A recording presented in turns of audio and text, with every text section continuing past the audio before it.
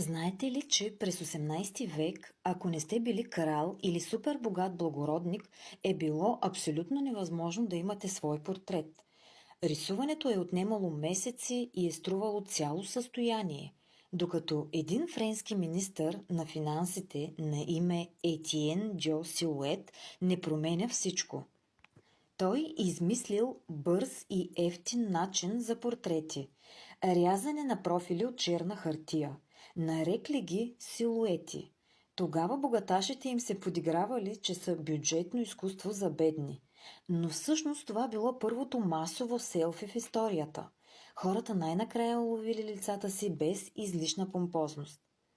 Днес, векове по-късно, аз правя нещо подобно с този портрет тук.